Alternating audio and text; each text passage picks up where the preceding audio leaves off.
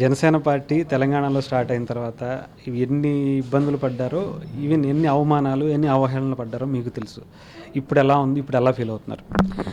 ఖచ్చితంగా నేను నాకు అధ్యక్షుల వారు గెలిచిన దగ్గర నుంచి నాకు ఆనందం అంటే మానసికంగా మనం పడ్డాం, లేచాం, అవమానపడ్డాం, ఇబ్బందులు పడ్డాం, అవహేళనలు ఆదరించిన వాళ్ళు ఎవరు లేరు మనల్ని. అటువంటి ఈ యొక్క దశాబ్ద కాల ప్రయాణంలో నాకు ఒక మాట ఇందాక కూడా చెప్పాను, నేను ఒక మాట బలంగా గుర్తుకొస్తుంది. మన పెద్దలు చెప్పారు, నరాలు తెగేంత పోరాటం చేయగలిగితే తరాలు గుర్తుపెట్టుకునేంత బలంగా మనం నిలబడతామని. దానిని అక్షరాల నిజం చేసి చూపించారు మన అధ్యక్షులు వారు.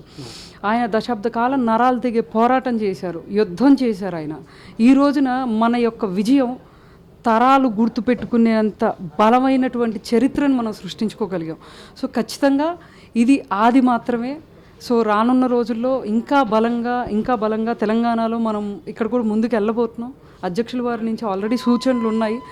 ఖచ్చితంగా ఇక్కడ కూడా నెక్స్ట్ ఏదైతే మనం వెళ్ళబోతున్నాం 100% స్ట్రైక్ రేట్లో వెళ్ళబోతున్నాం. అంటే ఇక్కడ ముఖ్యంగా మీకు గురించి చెప్పుకుంటే, తెలంగాణలో పవన్ కళ్యాణ్ గారు పోటీ చేసిందే తక్కువ, కానీ మీకు కూడా ఆ టైంలో మొన్న మీరు పోటీ చేద్దాం అనుకున్నా కూడా అవకాశం రాలేదు. బాధపడ్డారా? ఇప్పుడు ఆ బాధ హ్యాపీగానే అనిపిస్తుందా మీరు అప్పుడు వదులుకున్నందుకు?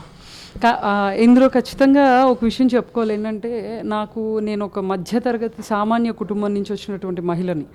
నేను నా కుటుంబం, నా వృత్తి, నేను ఒక అడ్వకేట్ని, నా వృత్తి నేను చేసుకుంటూ నా బిడ్డని, నా కుటుంబాన్ని, మన పెద్దవాళ్ళని చూసుకుంటూ వెళ్ళేటువంటి పరిస్థితులు. అటువంటి నాకు ఒక రాజకీయంలో సామాన్యులు ఉండాలి, మహిళలు ఉండాలి, ఉన్నత స్థానానికి, ఉన్నత స్థితికి ఈ యొక్క దేశాన్ని మహిళలు నిలబెట్టగలరని ఒక నమ్మకంతో ఒక సామాన్య కుటుంబం నుంచి వచ్చిన నాకు ఒక ఎల్బీ నగర్ నియోజకవర్గ ఇన్ఛార్జ్గా వారు బాధ్యతలు ఇవ్వడం జరిగింది. నేను ఎంతో గర్వంగా భావిస్తాను. ఎందుకంటే నాకు ఇన్ఛార్జ్ నా అధ్యక్షులు వారు ఇచ్చారు. ఇచ్చిన తర్వాత నేను దాన్ని చాలా బాధ్యతగా తీసుకుని నా వంతు ఎంత ప్రజా పోరాటం చేయగలుగుతానో చేశాను. దానికి అధ్యక్షుల వారు మనం పోటీ అనేది వెళ్ళే క్రమంలో అనుకోకుండా మనం ఉన్నటువంటి పొత్తులు, అటువంటి పరిస్థితుల్లో మనం కొన్ని స్థానాలు వదులుకోవాల్సి వచ్చింది. అందులో ప్రథమంగా తీసుకుంటే ఎల్బీ నగర్ అనే విషయానికి వచ్చేటప్పటికే అధ్యక్షుల వారు నాతో ఒక 3 రోజులు కూర్చోబెట్టి చెప్పారు. ఈ యొక్క సీట్స్ డిసైడింగ్ ఫ్యాక్టర్ టైంలో వారు చెప్పిన మాట ఒకటే, బీజేపీ వాళ్ళు మీరు ఏదన్నా అడగండి, ఎల్బీ నగర్ మటుకి వదిలేయండి. ఎల్బీ నగర్ అనే పేరు నాకు చాలాసార్లు వినిపించింది. I admire your leadership. మీరు ఎంతో బలంగా పనిచేయకపోయిన ఉంటే వాళ్ళు ఈ రోజున ఇంత బలంగా కూర్చుని ఉండరు. కానీ ఏం పర్వాలేదు, మీరు నాతో ప్రయాణం చేయండి. మనం ఈ రోజున ఒక అడుగు వెనక్కి వేసామంటే అది ఖచ్చితంగా 10 అడుగులు ముందుకేయడానికి అని అన్నారు.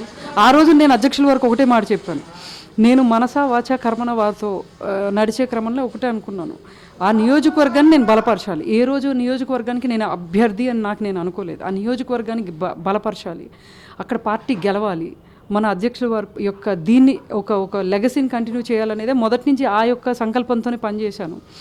ఆ తర్వాత అధ్యక్షుల వారికి ఆ రోజు మాట్లాడినప్పుడు ఒకటే చెప్పాను వారికి, సార్ బిడ్డ ఎదిగితే తల్లికి ఆనందం, అదేవిధంగా పార్టీ ఎదిగితే పార్టీ కూడా నాకు బిడ్డ లాంటిదే సార్. ఖచ్చితంగా నేను ఇంచు కూడా బాధపడడం లేదండి, మానసికంగా చాలా ఆనందంగా ఉన్నాను.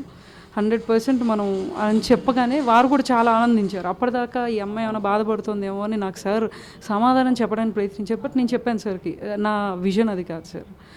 బట్ ఈ రోజున నేను మళ్ళీ చెప్తున్నాను, దాని తర్వాత అధ్యక్షుల వారు, నేను ఇది కూడా మనస్ఫూర్తిగా చెప్పుకుంటున్నాను, నమ్ముకున్న వాళ్ళ కోసం, అంటే ఇది అసందర్భం అయినా కూడా నేను చెప్పదలుచుకుంటున్నాను. నేను ఏదైతే నా కుటుంబ నేపథ్యం, నా యొక్క పరిస్థితులు ఇవన్నీ చెప్పాను, ఏపీ ఎలక్షన్స్లో నాకు అత్యంత కీలకమైన బాధ్యతలు వారు ఇవ్వడం జరిగింది. సో అవన్నీ నేను నిర్వర్తిస్తూ నా యొక్క బాధ్యతలు నేను తీసుకుని వెళ్ళాను. ఆ తర్వాత మన పార్టీ చరిత్రలో కని విని ఎరుగని విధంగా మనం విజయం సాధించిన తర్వాత మా కుటుంబంలో నా భర్తకి ఆంధ్ర రాష్ట్రంలో ఒక ఉన్నతమైనటువంటి గౌరవం సార్ కల్పించడం జరిగింది. అది కూడా ఆయన పంచాయతీరాజ్ శాఖలో అనుకుంటా కదా, సివిల్ సప్లైస్ జనసేన పార్టీకి సంబంధించి. అదే నేను ఎందుకు చెప్తున్నానంటే ఇదంతా ఆయనకి తెలుసు, ఏ రోజు ఎవరికి ఏం చేయాలి, ఎలా తీసుకెళ్ళాలి అనేది వారికి తెలుసు. ఖచ్చితంగా కడ ఊపిరి ఉన్నంత వరకు ఈ పార్టీతోనే మన ప్రయాణం. రానున్న రోజుల్లో తెలంగాణ రాష్ట్రంలో నేను ఇది కూడా అసందర్భమైనా చెప్తున్నాను, నేను ఆ రోజు హాస్పిటల్లో ఉన్నాను, మా మామగారు సిక్కాను. మనం తెలంగాణలో ఓడిపోయినప్పుడు రిజల్ట్స్ చదివేటప్పుడు నేను న్యూస్ ఛానల్ పేరు చెప్పను, ఒక న్యూస్ ఛానల్లో ఇంకా కౌంటింగ్ జరిగే రోజు ఒక మాట ఉంది, సరే ఇదంతా బాగానే ఉంది, మనం ఇప్పుడు అసలు సందర్భానికి వద్దాం, ఏదో చేసేస్తానన్నటువంటి పవన్ కళ్యాణ్ ఏమయ్యాడు, ప్రస్తుతానికి నవ్వుల పాలయ్యాడన్నారు. కంపేర్ చేయటం కావచ్చు. ప్రస్తుతానికి నవ్వుల పాలయ్యాడన్నారు. ఆ మాట నాకు ఎంత బలంగా వెళ్ళిందంటే, అంటే మనస్ఫూర్తిగా చెప్తాను, బయట మాట లోపల మాట. ఆ రోజు నేను అనుకున్నాను మనస్ఫూర్తిగా, నెక్స్ట్ ఎటువంటి ఎలక్షన్ జరిగినా, ఆ ఎలక్షన్లో నాకు టికెట్ వచ్చినా నాకు అవసరం లేదు, నా పార్టీ జెండా ఇక్కడ ఎగరాలి. ఎంతమంది అభ్యర్థులను అయితే కళ్యాణ్ గారు పెడతారో వాళ్ళందరి తరఫున నేను ఎంత పని చేయగలను అంత పని చేయాలని ఆ రోజు నా మనసుకు నేను ఒక ఓత్ తీసుకున్నాను. ఎందుకంటే చాలా పెయిన్ఫుల్ అనిపించింది.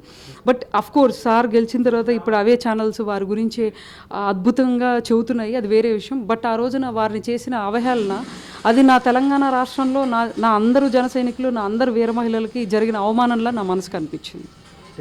ఇప్పుడు ఆ అవహేళనన్నీ అయిపోయాయి. ఇప్పుడు నెక్స్ట్ మళ్ళీ బలంగా ఇక్కడ కూడా చేరికలు కూడా ఉంటాయి అంటున్నారు. ఎలా ఉండబోతుంది అంటారు? ఖచ్చితంగా ఇంకా అవతరణే, అవహేళనలు అయిపోయినాయి, ఇంకా అవతరణ.